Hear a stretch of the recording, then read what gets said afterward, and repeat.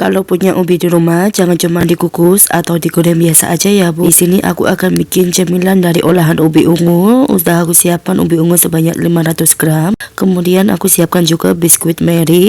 Aku pakai 2 bungkus ya Bun. Kalian bisa gunakan merek yang lebih murah atau pakai yang ini juga boleh.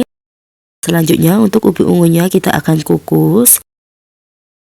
Untuk mengukusnya ini kurang lebih selama 20 menit atau sampai matang. Kalau sudah matang bisa dites tusuk menggunakan garpu seperti ini. Kalau sudah mudah ditusuk tandanya sudah matang ya Bun. Langsung kita angkat dan kita sisihkan terlebih dahulu. Kalau sudah nggak terlalu panas bisa kita masukkan ke dalam chopper ya Bun.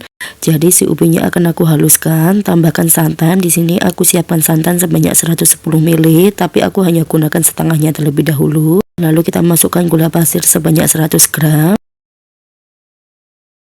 Kemudian semua bahan ini bisa kita haluskan dengan chopper atau bisa juga kalau mau dihaluskan manual ya Bun. Nah ini ubinya setelah aku haluskan menggunakan chopper, hasilnya jauh lebih halus. Langsung kita pindahkan ke teflon, tambahkan tepung terigu sebanyak 3 sendok makan.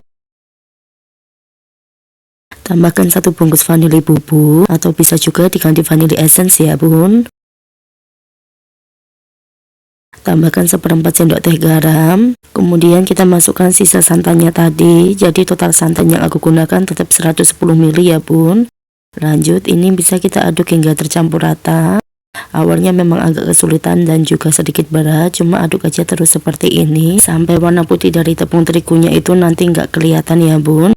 Dan kalau sudah tercampur rata bisa kita masak di atas kompor menggunakan api sedang sambil diaduk terus seperti ini supaya tidak mudah gosong. Kita aduk aja terus seperti ini sampai nanti tekstur adonan dari ubinya ini sudah tidak lengket lagi di teflon ya Bun.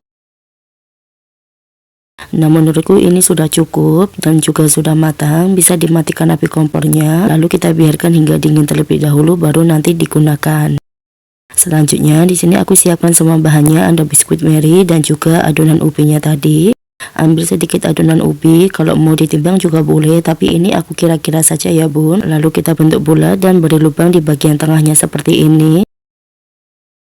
Kemudian kita akan isi menggunakan meses atau bisa juga diganti menggunakan DCC. Jadi opsional aja, nanti disesuaikan. Kalau lebih suka DCC juga boleh pakai DCC. Kemudian kita bentuk bulat seperti ini sambil agak dipadatkan. Usahakan dari isian mesesnya tadi nggak keluar ya Bun. Selanjutnya kita akan ambil 1 keping biskuit Mary, kemudian letakkan adonan ubi di bagian atasnya sambil dipipihkan seperti ini dan usahakan lagi meses yang ada di dalamnya itu nggak keluar. Lanjut kita akan tutup menggunakan biskuit Mary seperti ini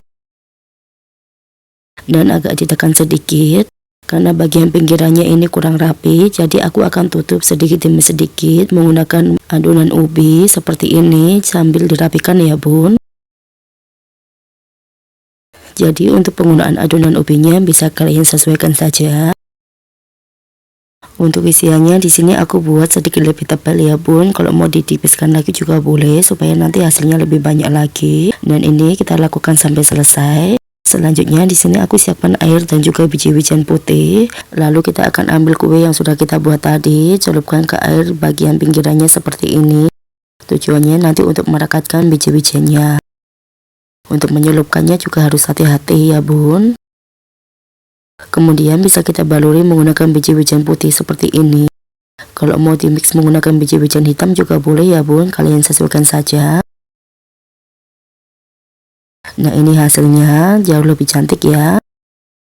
Dan dari satu resep ini aku hasilkan 17 biji kue. Kalian bisa dapat lebih banyak kalau mau isiannya lebih tipis lagi. Di sini emang aku sengaja bikin agak isiannya itu tebal. Oke, ini bisa langsung kita goreng di minyak yang sudah panas.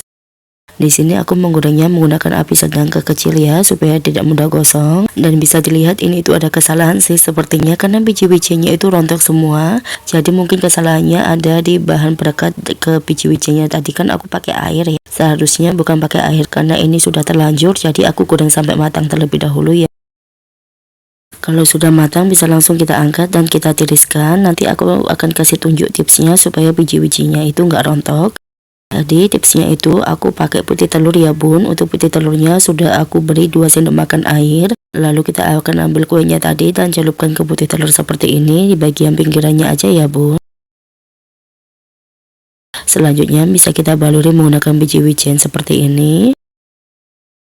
Dan bisa dilihat hasilnya jauh lebih cantik dan juga lebih tebal. Jadi saranku kalian tadi itu nggak perlu pakai air, langsung aja pakai putih telur seperti ini. Untuk putih telurnya kalian beri air sebanyak 2 sendok makan ya bun. Dan kalau sudah ini bisa langsung kita goreng di minyak yang sudah panas. Untuk cara menggorengnya itu sama kayak tadi ya bun, menggunakan api sedang ke kecil supaya tidak mudah gosong dan juga cukup 1 kali balik aja. Kalau mau dijadikan frozen food langsung kalian simpan aja di kulkas ya bun, jadi nggak perlu digoreng seperti ini. Kalau aku pribadi sih mau langsung digoreng aja semuanya.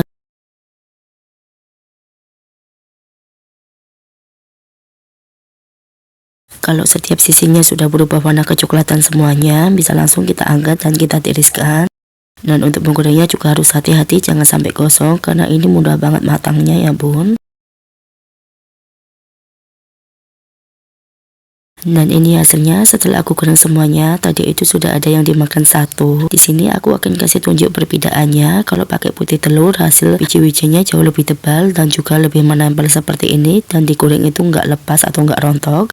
Dibandingkan dengan ini, kalau dibaluri dengan air biji-bijinya otomatis rontok semuanya.